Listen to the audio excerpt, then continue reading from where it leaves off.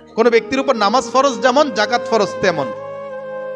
তবে নামাজ এবং জাকাতের মধ্যে পার্থক্য হলো, কোনো ব্যক্তি যদি 40 বছর নামাজ না পড়ে আর 41 বছরের মাথায় যদি নামাজ শুরু করে এবং তওবা করতে পারে যে আল্লাহ নামাজ আর পর ছাড়বো না, আমাকে ক্ষমা করেন, তওবার মতো তওবা করতে পারে, আল্লাহ ইচ্ছা করলে মাফ করে দিতেও পারে। জাকাতের পার্থক্যটা হলো, সম্পদ হয়েছে, দেওয়ার মালিক হয়েছে, কিন্তু জাকাত প্রদান করিনি, এই সম্পদটা তার না, এই সম্পদটা গরিব মিসকিনের ছিল, সে তার হক মেরে খেয়েছে। এই প্রাপ্যতা হচ্ছে গরিবদের, এটা হক্কুল ইবাদ হয়ে গেছে। সুতরাং এটার মধ্যে বিরাট একটা পার্থক্য, দোনোটাই ফরজ। তবে জাকাতটার ভয়ঙ্কর রূপ একটু আগে কোরআন এবং হাদিস থেকে আমি আপনাদেরকে শোনাইলাম। ইসলামের মধ্যে জাকাত তৃতীয় স্তম্ভ হিসেবে ধরা হয়, আর জাকাতকে আলাদাভাবে 58 জায়গায় আলোচনা করা হয়েছে। তাহলে বোঝা গেল জাকাত একটি গুরুত্বপূর্ণ ইবাদত। তবে জাকাতটি যেহেতু নির্দিষ্ট কিছু ব্যক্তির সাথে সংশ্লিষ্ট, সেই জন্য এটা সবার উপর আমভাবে ব্যাপকভাবে ফরজ নয়। আমরা আজকে তার সকল বিষয় নিয়ে আলোচনা করার চেষ্টা করব। প্রথমে আলোচনা করব জাকাতের পরিচয় সম্পর্কে। জাকাত শব্দটা এটা আরবি শব্দ, বাংলা অর্থ দুইটি। এক, জাকাত শব্দের অর্থ হচ্ছে বৃদ্ধি পাওয়া। 2 নম্বর, আর জাকাত শব্দের অর্থ হচ্ছে তুহুর বা পবিত্রতা। এই তুহুর বা পবিত্রতা, এই দুইটা বিষয় জাকাতের অর্থ। অর্থাৎ জাকাত আদায় করার পর একজন ব্যক্তি তার মালের পবিত্রতা অর্জন করে এবং পক্ষান্তরে তার মাল বৃদ্ধি পায়, এটা হাদিসের ভাষা। সুতরাং যার এই মাল এবং তার সম্পদের পবিত্রতাও হয়, পাশাপাশি পক্ষান্তরে বৃদ্ধি পেতে থাকে। এজন্য জাকাতের অর্থ বৃদ্ধি পাওয়া, পবিত্র হওয়া। পরিভাষায় শরীয়ত কর্তৃক নির্ধারিত সম্পদের একটি অংশ, শরীয়ত কর্তৃক নির্ধারিত সম্পদের একটি অংশ কোনো মুসলিম গরিব দুঃখীদের মালিক বানিয়ে দেওয়াকে জাকাত বলা হয়। কোনো গরিব মুসলিম দুঃখীদের মালিক বানিয়ে দেওয়াকে জাকাত বলা হয়। তাইলে জাকাতটা এটা মূলত ব্যক্তির হক নয়, মালের মালিকের হক নয়, ধনী ব্যক্তির এটা হস্তক্ষেপ নয়, এটা মূলত মালিক গরিব মিসকিন। গরিব মিসকিনই জাকাতের পূর্ণ হকদার। আমি যদি জাকাত না দিয়ে তার অংশটুকু আমি রেখে দেই, এটা গরিবের হক আমার কাছে থেকে যাবে, এটা মালিকানা মূলত গরিব দুঃখী। দ্বিতীয় অপশন, জাকাতের ফজিলত সম্পর্কে জানব। জাকাতের কি গুরুত্ব ফজিলত রয়েছে এই ব্যাপারে কয়েকটি বক্তব্য হাদিস এবং কোরআনে এসেছে। প্রথমে আমরা জানব জাকাতের মাধ্যমে আল্লাহর সন্তুষ্টি ও রহমত লাভ করা যায়। এই ব্যাপারে আল্লাহ তাআলা পবিত্র কোরআনে সূরা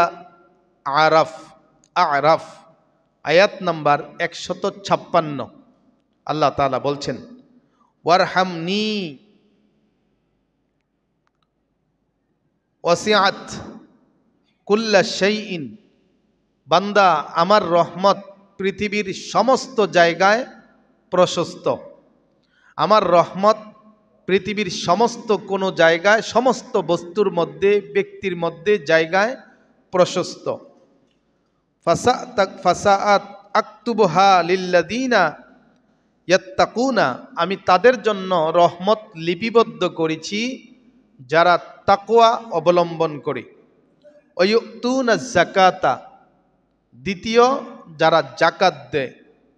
ওয়াল্লাযিনা হুম বিআয়াতিনা ইউমিনুন, এবং তাদের জন্য রহমত যারা আমার নিদর্শন সমূহকে মান্য করে, ঈমান আনে।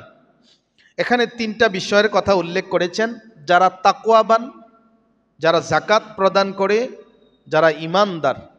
এই 3 শ্রেণীর ব্যক্তির প্রতি আমার রহমত প্রশস্ত, আল্লাহ তাআলা বলেছেন।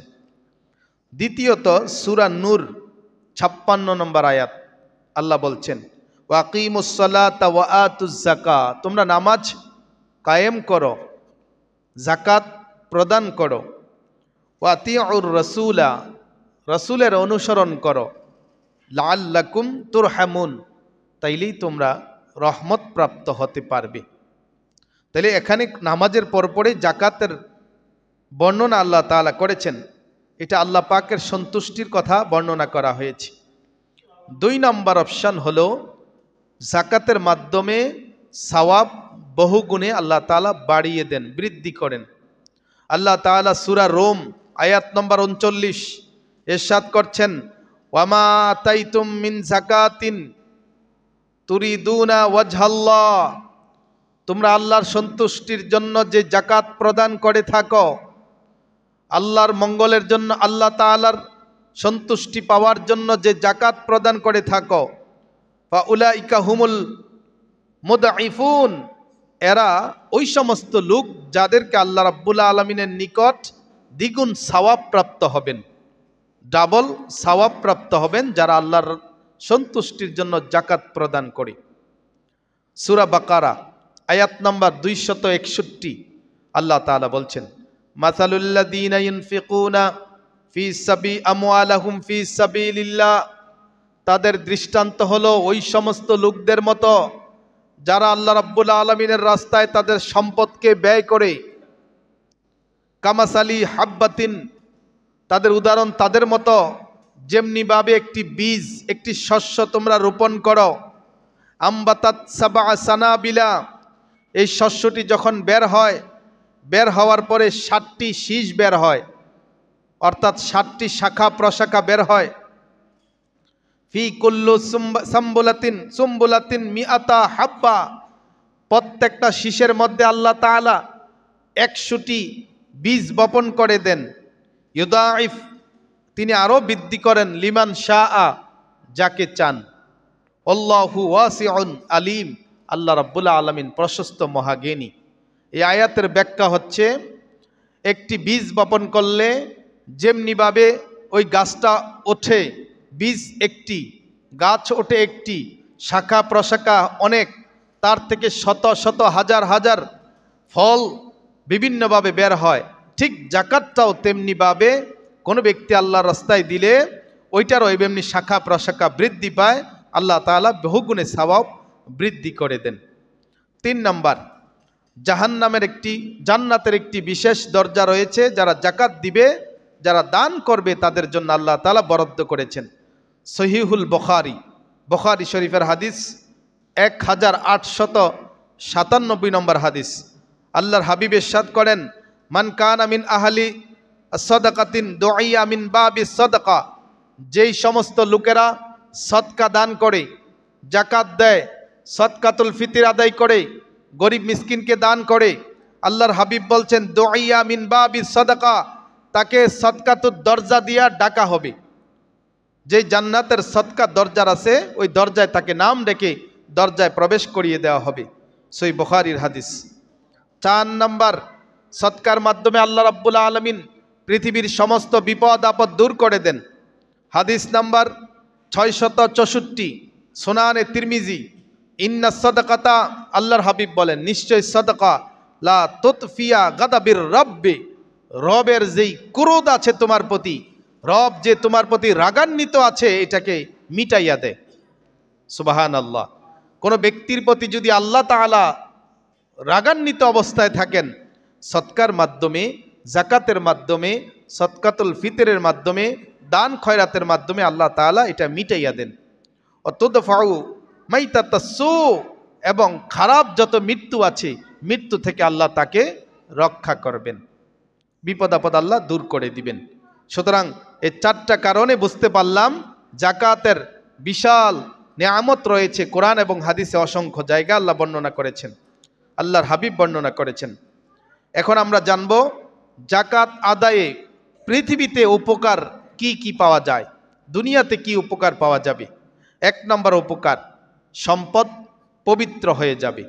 এ ব্যাপারে আল্লাহ তাআলা পবিত্র কোরআনে সূরা তাওবা 103 নম্বর আয়াত আল্লাহ বলছেন, খুজ, তোমরা নাও, গ্রহণ করো মিন আমওয়ালিহিম, তাদের সম্পদ থেকে, সাদাকাতান, তোমরা তাদের থেকে জাকাত নাও, যারা ধনাঢ্য আছে তাদের থেকে তোমরা জাকাত গ্রহণ করো। তুতাহিরুহুম ওয়া তুযাক্কিহিম বিহা, এতে করে তাদের সম্পদ পবিত্র হবে এবং তুতাহির, পবিত্র হবে এবং বরকতপূর্ণ হবে, সম্পদটা পবিত্র হয়ে যাবে যদি জাকাত প্রদান করে ধনীরা। ওয়াসাল্লি আলাইহিম ইন্না সালাতাকা তাকুল্লাহুম আল্লাহু ওয়াসিউন আলিম। ওয়াসাল্লি, এবং ও নবী আপনি তাদের জন্য দোয়া করেন, তাদের জন্য দোয়া করেন।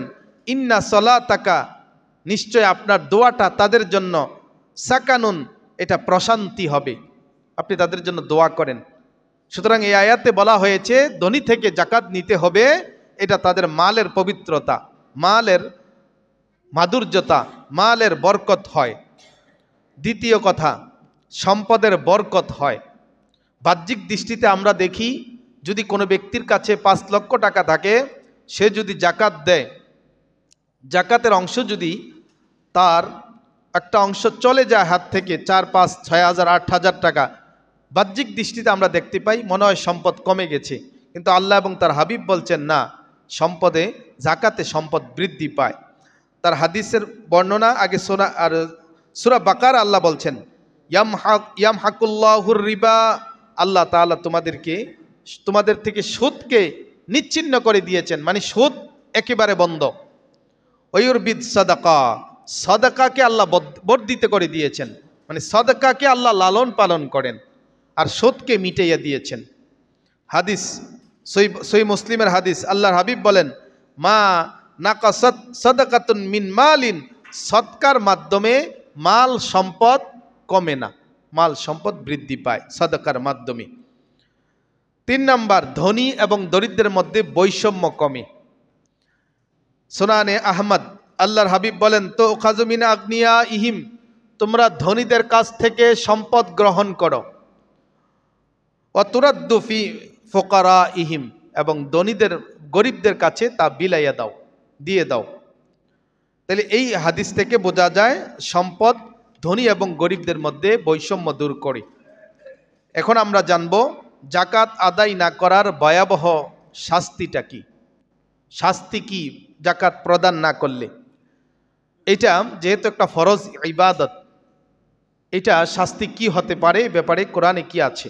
1 নাম্বার, আল্লাহ রাব্বুল আলামিন পবিত্র কোরআন সূরা বাকারা আয়াত নাম্বার 34 এবং 35 আল্লাহ তাআলা বর্ণনা করছেন, ওয়াল্লাযীনা ইয়াকনিজুনায যাহাবা ওয়াল ফিদ্দাতা, যারা স্বর্ণ রৌপ্যকে পুঞ্জীভূত করে রাখে, জমা করে রাখে, ওয়ালা ইউনফিকুনাহা ফি সাবিলিল্লাহ, আল্লাহর রাস্তায় তা প্রদান করে না, আল্লাহর রাস্তায় জাকাত দেয় না, দান খয়রাত করে না, ফাবাশশিরহুম বিআযাবিন আলিম, ও নবী আপনি তাদেরকে কঠিন শাস্তির সুসংবাদ দিন, কঠিন শাস্তির জন্য তাদেরকে বলেন।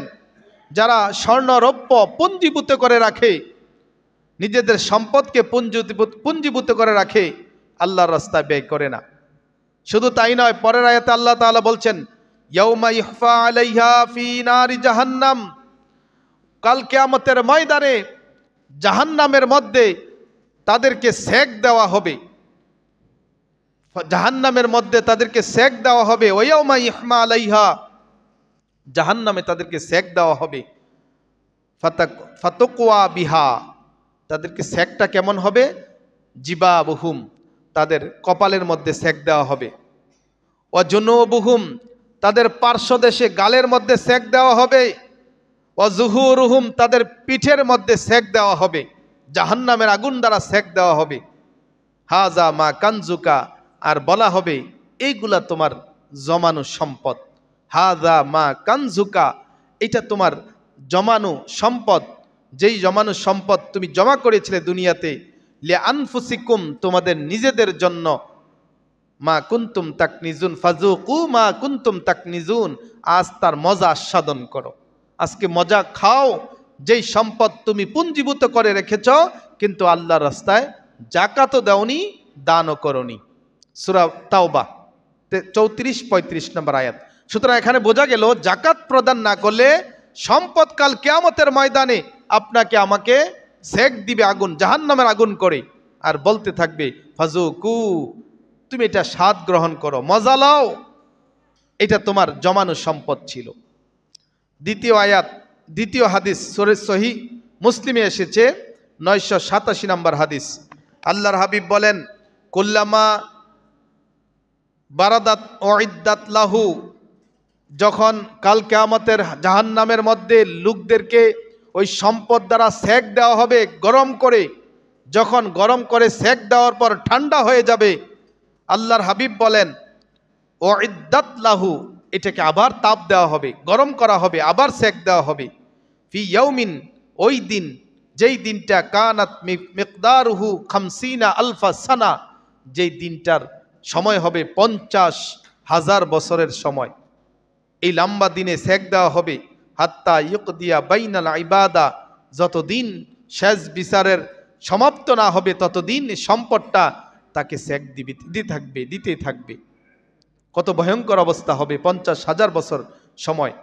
এখন এই আয়াতের মধ্যে যে ব্যাখ্যা দেওয়া হইল, আল্লাহ তাআলা কপালে সেক দিবেন, গণ্ডদেশে গালের মধ্যে সেক দিবেন, পিঠে সেক দিবেন, তার কারণ কি? তার ব্যাখ্যা মুফাসসিরিন ইকরাম বলেন। এই ব্যাখ্যাটা আমি আজকে পড়ে, মানে এত চমৎকার একটা ব্যাখ্যা, কেন আল্লাহ তাআলা কোরআনে 3 জায়গার কথা উল্লেখ করলেন, এই সম্পদ কেন 3 জায়গায় সেক দেওয়া হবে, এর কারণ তিনি ব্যাখ্যা করছেন মুফাসসিরিন ইকরাম। 1 নম্বর হলো, যখন কোনো ভিক্ষুক, কোনো অসহায় হতদরিদ্র ব্যক্তি কোনো ব্যক্তির কাছে কিছু চাইতে আসে, সর্বপ্রথম আমাদের মধ্যে কপালে একটা ভাঁজ আসে, থোর বিরক্ত বোধ করি, কিছু টাকা চাইলে, সাহায্য চাইলে আমার সর্বপ্রথম যে আমাদের থেকে যেই অভিব্যক্তিটা হয় তা হলো কপালে ভাঁজ পড়ে।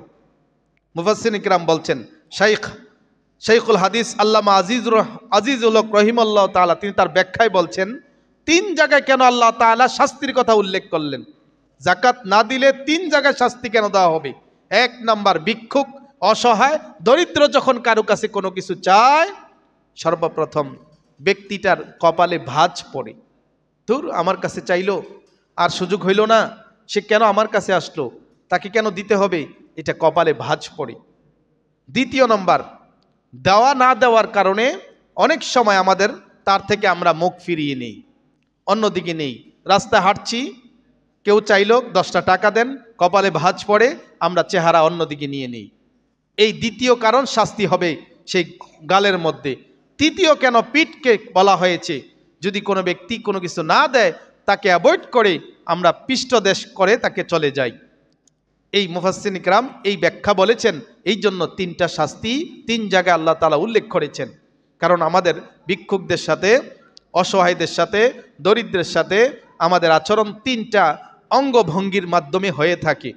এই জন্য আল্লাহ পবিত্র কোরআনে সূরা তাওবায় 3টা কথা বলেছেন। তাইলে জাকাত না দেওয়ার শাস্তি 1 নাম্বার, তাকে কিয়ামতের ময়দানে ওই সম্পদেই জাহান্নামের আগুন হয়ে তাকে সেক দিতে থাকবে। 2 নাম্বার, কাল কিয়ামতের ময়দানে সম্পদ বিষধর সাপ হয়ে তাকে দংশন করবে। দলিল হলো সহিহ বুখারী হাদিস নাম্বার 1403 নম্বর হাদিস।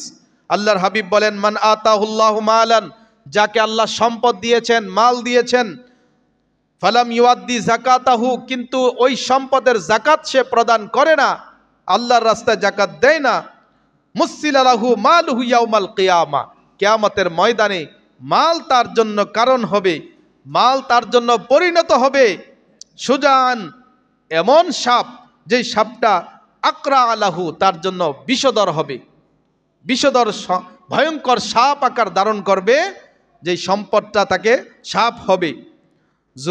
জুবিয়াতুহা ইউতাওয়াকু ইয়াউমাল কিয়ামা, কিয়ামতের ময়দানে এই সম্পদটা সাপে পরিণত হবে, সাপটা হবে কালো বর্ণ বিশিষ্ট, যেই সাপের চোখের উপরে অংশ হলুদ বর্ণ থাকবে, মেচমেচে কালো হবে, তাকে দংশন করবে। সুম্মা ইয়াখুযু লিহিয়াতা, অতঃপর আল্লাহ রাব্বুল আলামিন হাবিব বলছেন, সেটা আল্লাহ তাআলা তাকে তার গলায় পেঁচিয়ে দিবেন, ওই সম্পদটাকে সাপ করে তাকে গলায় পেঁচিয়ে দিবেন। পেঁচিয়ে দেওয়ার কারণে ওই ব্যক্তিটা ইয়ানি বিশিকহি, তাকে ওই 2 চোয়ালের মধ্যে ধ্বংসন করতে থাকবে, সম্পদটা সাপ আকার হয়ে বিষধর সাপ হবে। সুম্মা ইয়াকুলু, অতঃপর সাপ বলতে থাকবে, সাপ মানি ওই সম্পদ বলতে থাকবে, আনা মালুকা, আমি তোমার সম্পদ, আমি তোমার গচ্ছিত সম্পদ, আমি তোমার মাল, আনা কানজুকা, আমি তোমার রক্ষিত সম্পদ। দুনিয়াতে ব্যাংক ব্যালেন্স, এটা আমি ব্যাংক ব্যালেন্স, এটা আমি স্বর্ণ, এটা আমি রৌপ্য, এটা আমি তোমার সম্পদ, যেই সম্পদ তুমি দুনিয়াতে সংগ্রহ রেখে এসেছ কিন্তু জাকাত প্রদান করোনি। আজকে তার মজা লও, আজকে তার স্বাদ আস্বাদন করো। আনা কানজুকা আনা মালুকা, আমি তোমার গচ্ছিত সম্পদ। সহিহ বুখারীর হাদিস। 3 নাম্বার শাস্তি, আগুনের অলংকার পরিয়ে দেওয়া হবে কিয়ামতের ময়দানে। এই সম্পদকে আগুনের অলংকার করে দেওয়া হবে। এই ব্যাপারে আন আমর ইবনে শুআইব রাদিয়াল্লাহু আনহু বর্ণনা করেন, তিনি তার বাবা দাদা থেকে বর্ণনা করেন। আন ইন্না ইমরাতানে, তিনি বর্ণনা করেন, 2টা মহিলা আতায়া, আগমন করলো ইলা রাসূলিল্লাহ সাল্লাল্লাহু আলাইহি সাল্লামের কাছে। 2টা মহিলা আসলেন, আসার পরে অফি আইদিহিমা, 2 মহিলার হাতের মধ্যে ছিল সুয়াদারিন মিন জাহাবিন, স্বর্ণের 2টা বালা। ওই 2 মহিলার 2 হাতে স্বর্ণের 2টা বালা ছিল। তারা পরিত অবস্থায় আল্লাহ রসুলের দরবারে আসলেন। ফাকাল আলাহুমা, আল্লাহ রসুল দোনো মহিলাকে বললেন, আতুয়াদ্দিয়াহা জাকাতাহু, তোমরা কি এই হাতের বালার জাকাত প্রদান করো? স্বর্ণের বালা যে পড়ছো এটার কি জাকাত প্রদান করো? কালাতা, দোনোজন বলতে লাগলো, লা ইয়া রাসূলুল্লাহ, আমরা তো জাকাত দেই না। ফাকালা, আল্লাহ রসুল বললেন, লাহুমা, দোনোজনকে আল্লাহর হাবিব বললেন, আতুহিব্বানে, তোমরা কি পছন্দ করো, তোমরা কি ভালোবাসো? আইয়ুসাফিরাকুম আল্লাহু বিসওয়ারা মিন নার, জাহান্নামের মধ্যে আল্লাহ তাআলা আগুনের 2টা বালা পরিয়ে দিবেন, এটা কি তোমরা পছন্দ করো? জাহান্নামের মধ্যে অথবা আখিরাতে 2টা আগুনের বালা পরিয়ে দেওয়া হবে, এটা কি তোমরা পছন্দ করো? কালাতা, দুজন বলতে লাগলো, লা ইয়া রাসূলুল্লাহ, না ইয়া রাসূলুল্লাহ, আমরা তো এটা পছন্দ করি না। কাল, আল্লাহ রসুল বললেন, ফাউদ্দিহা যাকাতাহু, তাইলে তোমরা এই সম্পদটার জাকাত প্রদান করো। কি চমৎকার কথা! তাইলে হাতে বালা, গলায় মালা, এই যে আমাদের মহিলাদের স্বর্ণ অলংকার আছে, পুরুষদের সম্পদ আছে, এগুলোর জাকাতের কি ভয়ঙ্কর দৃশ্য এই কোরআন এবং হাদিসে বর্ণনা করা হয়েছে। এটা আপনার জন্য সাপ হবে, এটা মহিলাদের জন্য আগুনের মালা হবে, বালা হবে, এটা আপনার জন্য সাপ হয়ে ধ্বংসন করবে। সে জাহান্নামের বেড়ি বড়াই দেওয়া হবে, জাহান্নামের আগুন হয়ে আপনাকে দংশন করতে থাকবে। শরীরের 3টা অঙ্গের মধ্যে আপনাকে ধ্বংসন করবে, স্পর্শ করবে, সেক দেওয়া হবে। সম্পদ হলেই যে আপনি খুশি, বিষয়টা এমন নয়, বরং সম্পদের সেই হিসাব আল্লাহর দরবারে দিতে হবে। 4 নাম্বার, দুনিয়াতে সমস্যা, অনাবৃষ্টি দেখা দিবে, সম্পদ হালকা হয়ে যাবে। কেমনি হালকা হবে? আপনি দেখবেন কিছু কিছু জায়গায় আমরা খেয়াল করি, একটা মানুষ 10,000 টাকা ইনকাম করে, সে তার ছেলে নিয়ে, মেয়ে নিয়ে, স্ত্রী পরিবার নিয়ে দেদার চেয়ে আরামে চলছে, রোগ নাই, বালাই নাই, কিছু ঝামেলা নেই। কিন্তু লোকটা 2 লক্ষ 3 লক্ষ টাকা কামাই করছে, তার অভাবের শেষ নেই। তাহলে সমস্যাটা কোন জায়গায়? এই সমস্যাটা এখন যেটা বর্ণনা হাদিসে এসেছে, হাদিসটি হলো মুস্তাদরাকে হাকিম 2577 নম্বর হাদিস। আল্লাহ রসুল বলেছেন যে জাকাত যারা প্রদান করবে না তাদের ভয়াবহ শাস্তির পাশাপাশি দুনিয়াতে কিছু কাজ আছে। দুনিয়াতে কিছু শাস্তির ধরন, 1 নাম্বার হলো তাদের সম্পদের বরকত কমে যাবে। সম্পদের বরকত আবার কমে কিভাবে? সম্পদের বরকতটা এভাবে কমে, লোকটা কামাই করে 2 লক্ষ কিন্তু চলতে সংসার হিমশিম খাচ্ছে। লোকটা চলছে 70,000 পাচ্ছে কামাই করে, কিন্তু তার সংসার অভাব অনটন, তার মানে বরকত চলে গেছে। কোথায় গেল বরকতটা? বরকতটা গেল, সম্পদ হারিয়ে যাচ্ছে, সন্তান অসুস্থ হচ্ছে, এই অপারেশন লাগছে, ওইটা হারিয়ে যাচ্ছে, ঘরে চুরি হচ্ছে, ডাকাতি হচ্ছে, এই যে এটাকে বরকত কমে যাওয়া। এরপরে বিপদ আপদ, অসুখ বিসুখ, বালা মুসিবত লেগেই থাকা, অনেক সময় ঘরের মধ্যে আগুন লেগে যাওয়া, সম্পদ পড়ে যাওয়া, চুরি ডাকাতি হওয়া, সম্পদ হাতছাড়া হয়ে যাওয়া, অতিবৃষ্টি হওয়া, সম্পদ নষ্ট হয়ে যাওয়া, অনাবৃষ্টি হওয়া, সম্পদ পড়ে যাওয়া, এই যে বিশালগুলো, এগুলা বরকত কমে যায় জাকাত প্রদান না করলে। এর জন্য আল্লাহ রসুল বলেছেন, ওয়ালা মানা কওমিজ জাকাতে, যে সম্প্রদায় জাকাত দিতে অস্বীকার করবে, জাকাত দিবে না, ইল্লা হাবাসাল্লাহু আনহুমুল কাতরাতা, আল্লাহ রাব্বুল আলামিন তাদের থেকে বৃষ্টি বন্ধ করে দিবেন, অনাবৃষ্টি দান করবেন, এতে করে সম্পদ নষ্ট হয়ে যাবে। এটা জাকাত না দিলে শাস্তি হবে। এরপরে হাদিস যেটা এসেছে, আল্লাহ রসুল বলেন, আল্লাহ তাআলা পবিত্র কোরআনে সূরা আল ইমরানে বলছেন, লা ইয়াহসাবান্নাল্লাযীনা ইয়াবখালুনা, তারা যেন ধারণা না করে, তারা যেন খেয়াল না করে, আল্লাযীনা ইয়াবখালুনা, যারা বখিল, যারা কৃপণ, যারা সম্পদ ব্যয় করে না, তারা যেন ধারণা না করে বিমা আতাহুল্লাহু মিন ফাদলিহি, আল্লাহর পক্ষ থেকে যেই মর্যাদা তাদেরকে দিয়েছে, যে সম্পদ তাদেরকে দিয়েছে, যে মাল তাদেরকে দিয়েছে, ওয়া খাইরুল লাহুম, এটা তার জন্য কল্যাণকর, এমনটা যেন তারা মনে না করে। তাহলে সম্পদ এটা আপনার জন্য কল্যাণ নয়, সম্পদের বিশালতা আপনার জন্য মঙ্গল নয়। আল্লাহ বলছেন এরা যেন মনে না করে এটা তার জন্য কল্যাণকর, বিশাল কিছু নিয়ামত পেয়ে গেছে, এটা যেন মনে না করে। বাল হুয়া খাইরু বাল হুয়া শাররাল্লাহুম, বরং এটা তার জন্য অকল্যাণ, অমঙ্গল। সাইয়ুতাওয়াকু মা বাখিলু বিহি ইয়াউমাল কিয়ামা, কিয়ামতের ময়দানে সম্পদ তার গলায় বেরি বাড়িয়ে দেওয়া হবে, বেরি পরিয়ে দেওয়া হবে। সূরা আল ইমরানে আল্লাহ তাআলা বলেছেন। সুতরাং এই চারটা ক্লাসিফিকেশন আমরা জানলাম, জাকাত কি, কাদের জাকাত কেন দিতে হবে, না দিলে শাস্তি কি, এই বিভিন্ন ধরনগুলো আমরা জানলাম। এখন জানবো 5 নম্বর অপশন, যাদের উপর জাকাত ফরজ হয়, কাদের উপর জাকাত ফরজ হয় আমরা জানবো। এই লাইটটা একটু দেন। যাদের উপর জাকাত ফরজ হয়, এখন আমভাবে পৃথিবীর সমস্ত মানুষের উপর জাকাত ফরজ নয়, মুষ্টিময় কিছু মানুষের উপর জাকাত ফরজ। আপনারা একটু মনোযোগ দিয়ে শুনবেন কাদের উপর জাকাত ফরজ। 1 নাম্বার আমরা জানবো, যাদের নেসাব পরিমাণ মালের মালিক হয়, নেসাব পরিমাণ মালের মালিক যাদের উপর, তাদের উপর জাকাত ফরজ। এখন নেসাব পরিমাণ মাল কি, তার দণ্ডবিধি হাদিসের মধ্যে প্রথমত স্বর্ণ এবং রৌপ্যের কথা বলা হয়েছে।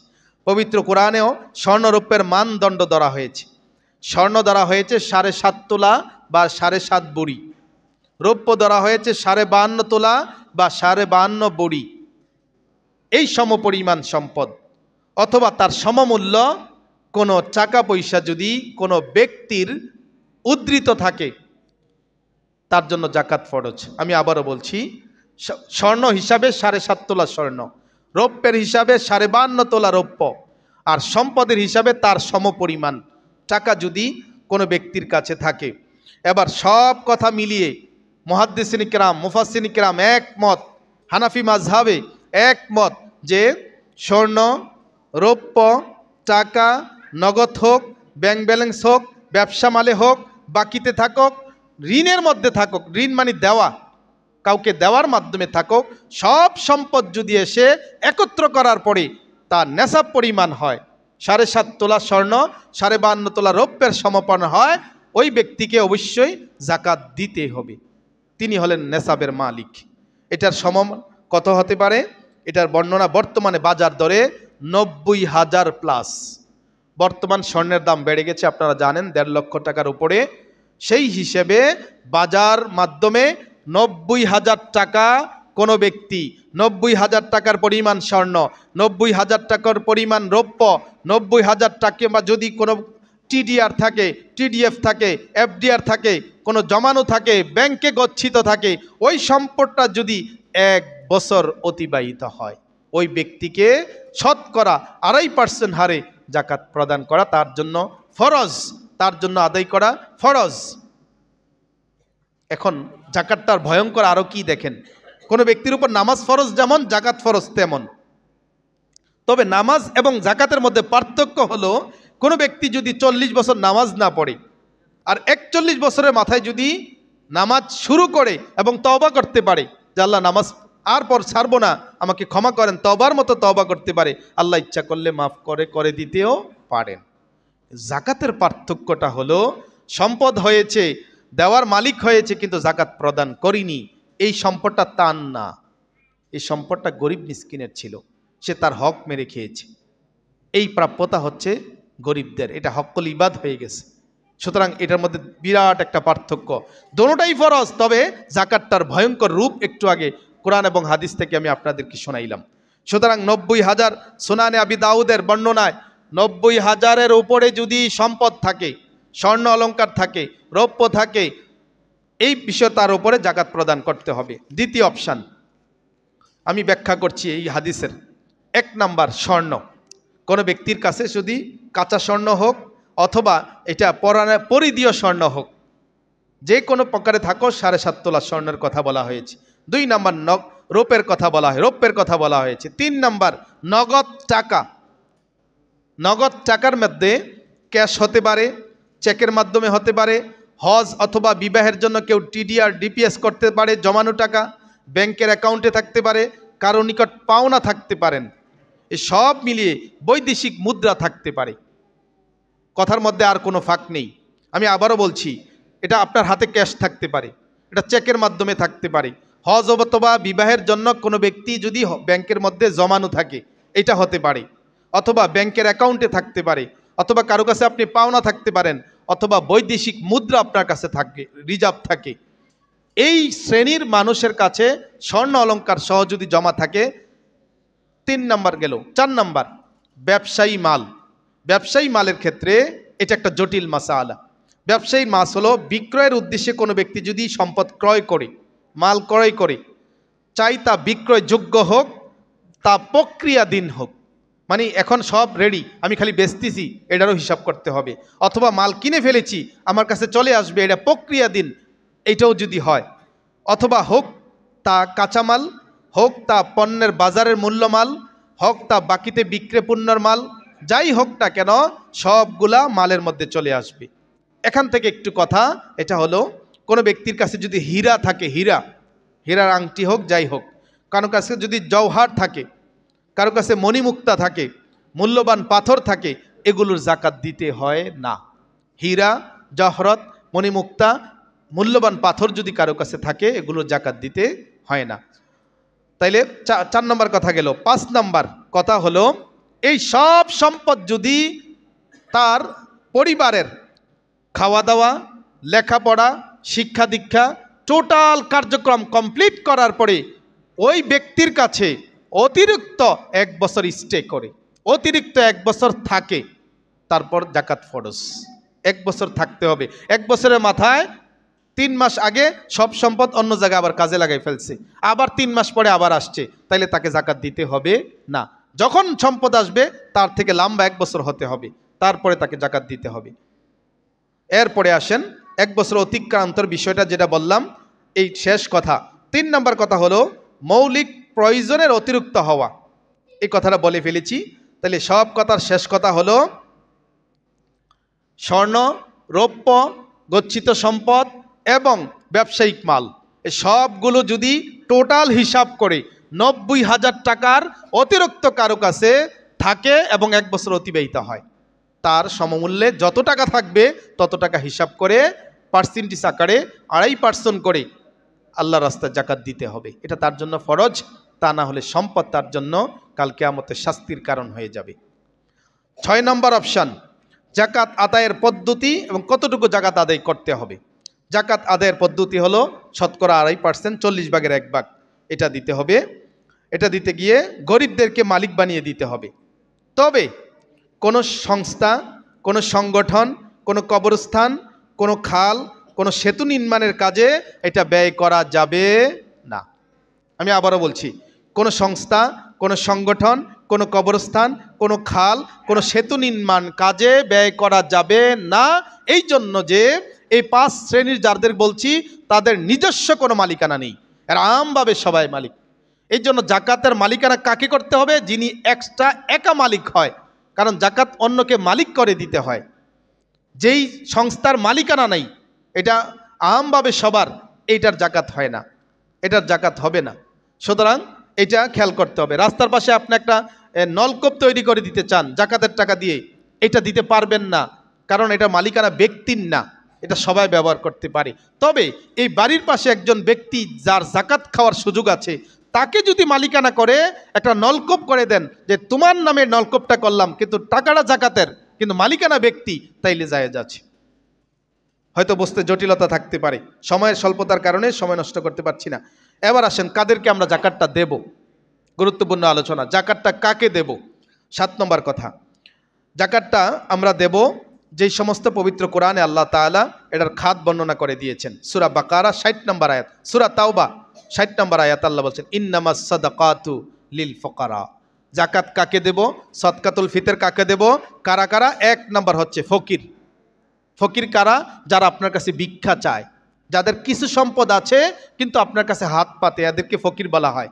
তাফসিরে তাদেরকে ফকির বলা হয়েছে, তাফসিরে কুরতুবি, তাফসিরে তাবারিতে তাদেরকে ফকির বলা হয়েছে। 2 নম্বর ওয়াল মাসাকিন, যারা মিসকিন। মিসকিন হলো তারা যাদের কিচ্ছু নাই, তারা নিঃস্ব, তাহলে তাদেরকে জাকাত দেওয়া যাবে, দিতে হবে। 3 নম্বর ওয়াল আমিলিনা আলাইহা, যারা জাকাতের উত্তোলন করার জন্য কাজে নিযুক্ত কর্মচারী, ওই টাকা থেকে তাদের জাকাত দিতে হবে, অর্থাৎ তাদের পারিশ্রমিক দেওয়া যাবে জাকাতের টাকার মাধ্যমে। ওয়াল আমিলিনা আলাইহা 3 নম্বর গেল। 4 নম্বর আল্লাহ বলছেন ওয়াল মুআল্লাফাতি কুলুবিহিম, যাদের অন্তরকে ইসলামের প্রতি আকৃষ্ট করার জন্য বিধর্মীদেরকে জাকাত দিয়ে সাহায্য করা। এতে দেখতে পাবে তারা যে ইসলামে শান্তি আছে, গেলে সাহায্য সহযোগিতা পাবো, এই আকৃষ্ট করার জন্য তাদেরকে জাকাত দেওয়া যাবে। 4 নম্বর গেল। 5 নম্বর হলো ওর অফির রেকাবে, যারা অভাব অনটনে আছে, ঋণগ্রস্ত আছে, 5, 10, 20 লক্ষ টাকা ঋণগ্রস্ত হয়ে পড়েছে, কোনোভাবেই ঋণ দেওয়ার সুযোগ তাদের নেই, এই সমস্ত লোকদেরকে জাকাত প্রদান আপনি করতে পারবেন। ওয়াল আমিরিনা ফি সাবিলিল্লাহ, যারা আল্লাহর রাস্তায় বের হয়েছে, হঠাৎ করে নিঃস্ব হয়ে পড়েছে, কোনো টাকা নেই, তাদেরকে দিতে পারবেন। ওয়াবনাস সাবিল, যারা আল্লাহর রাস্তায় যুদ্ধ করতে বের হয়েছে, তাদেরকে জাকাত দিতে পারবেন। 8টা খাত কোরআনে বলা হয়েছে, বর্ণনা করা হয়েছে। অফির রিকাবে, রিকাব মানে হলো গোলাম আজাদ করার ক্ষেত্রে। এই প্রথা এখন আর পৃথিবীতে নেই, এটা ইসলামের প্রথম যুগে ছিল, এই প্রথা নেই গোলাম আজাদের বিষয়। ওয়াল আমিরিন ওয়াল গারিমিনা, ঋণগ্রস্ত ব্যক্তি। অফি সাবিলিল্লাহ, আল্লাহ রাস্তায় যারা কাজ করে। অবনাস সাবিল, যারা মুসাফির। এই 8 শ্রেণীর মধ্যে বর্তমানে আমাদের মধ্যে 7টা শ্রেণী জীবন্ত আছে। গরিব, মিসকিন, অভাবী ব্যক্তি, যিনি টাকা তুলবেন ওই ব্যক্তি গোলাম আজাদ ব্যক্তি, ঋণগ্রস্ত ব্যক্তি, আল্লাহর রাস্তায় যিনি কাজ করেন, এবং মুসাফির। এই 8 শ্রেণীর ব্যক্তিকে জাকাত দিতে পারবেন। এরপরে আসেন আত্মীয়দেরকে জাকাত দেওয়া যাবে কিনা। আত্মীয়, নিকটতম আত্মীয় স্বজন হইতে পারে, পাড়া প্রতিবেশী হইতে পারে, আপনজন হতে পারে, তাদেরকে জাকাত দিলে সওয়াব একটা না, তাদেরকে জাকাত দিলে সওয়াব একটা না, তাদের জাকাত দিলে সওয়াব ডাবল। সুবহানাল্লাহ বলেন। এক হলো জাকাত আদায়ের সওয়াব, আর এক হলো আত্মীয়তারকে সহযোগিতা করার সওয়াব, এটা ডাবল বলা হয়েছে হাদিসের মধ্যে। সুতরাং তাদেরকে দিতে পারেন। কাদেরকে দেওয়া যাবে না? 1 নম্বর, নিজের পিতা মাতাকে জাকাত দেওয়া যাবে না। পিতা মাতা, দাদা দাদির উপরে থেকে শ্রেণী যা গেছে তাদেরকে জাকাত দেওয়া যাবে না। কেন? কারণ হচ্ছে আপনি যদি সম্পদশালী হন, আপনার বাবা মা কেন জাকাতের উপযুক্ত হবে? জাকাত খাওয়ার উপযুক্ত আপনার বাবা মা হবে না, বরং তাকে ভরণ পোষণের দায়িত্ব আপনার উপর, তাকে জাকাত দেওয়া যাবে না। 2 নম্বর শ্রেণী, নিজের সন্তানের সন্তান নিচের দিকে যা গেছে, তাদের জাকাত দেওয়া জায়েজ নেই। কারণ আপনি ধনাঢ্য হলে সন্তানকে আপনি ভরণ পোষণ দিবেন, কেন জাকাত দিবেন? 3 নম্বর হলো স্বামীকে জাকাত দেওয়া জায়েজ নেই স্ত্রী হিসেবে। 4 নম্বর হলো স্ত্রী স্বামীকে জাকাত দিতে পারবে না, স্বামী স্ত্রীকে জাকাত দিতে পারবে না। এই 4 শ্রেণীর জাকাত দেওয়া ছাড়া পৃথিবীর যে কোনো অসহায় ব্যক্তিদেরকে আপনি জাকাত দিতে পারবেন। এই হলো জাকাত কাদেরকে দেব বা দেব না। জাকাতের সম্পদের মালিক মূল হকদার ওই ব্যক্তিকেই বানাই দিতে হবে, এটা হলো মূল কথা। ওই হকদার ব্যক্তিকেই মূল মালিকানা বানাই দিতে হবে। তাহলে এখানে যে কথাগুলো আমরা এসেছে, সর্বশেষ কথা আমি বলে সদকাতুল ফিতরে একটু আলোচনা করব, সময় সংক্ষেপ। এটা হলো যিনি মুসলমান হবেন এবং যে বোধগম্য ব্যক্তি, অর্থাৎ বোধ শক্তি যারা আছে, যারা আকল আছে, পাগল না, সম্পদ প্রচুর কিন্তু সে পাগল, তার উপর জাকাত নাই, সে মুসলমান হতে হবে, বোধশক্তির ব্যক্তি হতে হবে, বালেগ হতে হবে। অপ্রাপ্ত ব্যক্তির যদি কোটি কোটি সম্পদও থেকে থাকে, তার উপর জাকাত ফরজ নয়। 4 নম্বর, নেশাব পরিমাণ মালের মালিক হতে হবে, যেটা এতক্ষণে আলোচনা করেছি। 5 নম্বর, 1 বছর পূর্তি হতে হবে, যেটা আলোচনা করেছি। 6 নম্বর, মৌলিক প্রয়োজনের অতিরিক্ত হওয়া, এটাও আলোচনা করেছি। এই 6 প্রকার ব্যক্তি জাকাত দিবেন। আচ্ছা, কোন কোন সম্পদের জাকাত দিবেন তা হাদিসে এসেছে যে আমওয়ালুজ জাকাতে, জাকাতে দেওয়ার আনওয়াই সালাসাতুন, 3 ধরনের জিনিসে জাকাত দিতে হয়। 1 স্বর্ণরূপা, 2 ব্যবসায়িক মাল, 3 চতুষ্পদ জন্তু, 4 গচ্ছিত সম্পদ। 4 শ্রেণীর। 1 হলো স্বর্ণরৌপ্য, 2 গচ্ছিত সম্পদ মানে টাকা, আপনার হাত টাকা হ্যান্ড ক্যাশ আছে, ব্যবসায়ী মাল, চতুষ্পদ জন্তু। জন্তু হলো বিশাল, 40টা থাকলে একটা দেওয়া, এভাবে 5টা থাকলে ওট একটা দেওয়া, 40টা বকরি থাকলে একটা দেওয়া। এটা আমাদের মাসালা, বেশি আর প্রয়োজন নেই, এটা দিয়ে আমরা কার্যক্রমতা নাই। তাইলে এই বোঝা গেল জাকাত আপনাকে দিতে হবে। জাকাতের হিসাব আরবি মাসে বা ইংরেজি মাসের হিসাবে হয় না, জাকাতের হিসাব হবে আরবি মাসের হিসাব। ইংরেজি এবং আরবির মধ্যে পার্থক্য 10 দিন, প্রতি বছর 10 দিন আরবি আগাইয়া যায়। সুতরাং আরবির হিসাব হবে আরবি থেকে আরবি, মহরম থেকে মহরম, মহরম থেকে মহরম, এইভাবে হিসাব করে করতে হবে। বাস এই বিষয়টা আমরা এখানে শেষ করছি। আরেকটা বিষয় আপনাদেরকে আগামী সপ্তাহে বিস্তারিত বলবো, তারপরেও একটু বলা, অনেকেই প্রশ্ন করছেন বা ইসলামী ফাউন্ডেশন গত পরশুদিন এটার সিদ্ধান্ত দিয়ে দিয়েছেন যে আমাদের যে সদকাতুল ফিতর দেওয়ার কথা, এটা সর্বনিম্ন ধার্য করা হয়েছে 110 টাকা। সর্বনিম্ন ধার্য করা হয়েছে 110 টাকা ফিতরা, আর সর্বোচ্চ 2805 টাকা। আমি জানি এই মাসালাটা অনেকেই বোঝে না, তাইলে 110 টাকা নির্ধারণ করলে আবার 2805 টাকা কেন হবে? এটা কাকে দিতে হয়? এটা দিবেন ঘরের প্রত্যেকটা সদস্যকে। মনে করেন এক ঘরের মধ্যে 10 জন সদস্য আছে, বাবা মা দাদা দাদি ছেলে মেয়ে নাতি নাতি 10 জন আছে, 10 জনের উপরে প্রত্যেকের উপরে আলাদা আলাদা সদকাতুল ফিতর দিতে হয়। কাকে দিবেন? এতক্ষণ যাকে বলছি তাকে দিবেন। এখন এটার পার্থক্যটা কেন হলো? পার্থক্যটা হলো, আমি যে ব্যক্তি, আমার কামাই হলো ধরে নেন 50, 60, 70 হাজার টাকা মান্থলি, আপনার কামাই ধরে নেন 30,000 টাকা মান্থলি, একজন ব্যক্তির কামাই ধরেন 2 লক্ষ টাকা, একজন ব্যক্তির ধরেন 5 লক্ষ টাকা মাসে কামাই, তার কোটি টাকা আছে, সেও কি 110 টাকা দিবে? আমি যে কামাই, আমি কি 110 টাকা দেব? আমার তো নিম্ন শ্রেণী যে আছে সেও কি 110 টাকা দিবে? এই জন্য 110 টাকা থেকে 2805 টাকা পর্যন্ত প্রত্যেকের উপর সদকাতুল ফিতর আদায় করা ওয়াজিব। তাইলে বুঝতে পেরেছেন, আপনার অবস্থা থেকে আপনি 110 টাকা থেকে শুরু করে 200, 300, 500 জনপ্রতি আপনি আদায় করে নেবেন।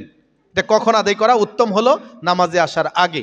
তবে যেহেতু আমরা এটা সচরাচর সমাজে গলতে মাসহুর একটা সমাজ আছে প্রসিদ্ধ, এটা এখন থেকে অনেকে মিসকিন গরিব আসেন, তাদেরকে আপনারা দিয়ে দিবেন।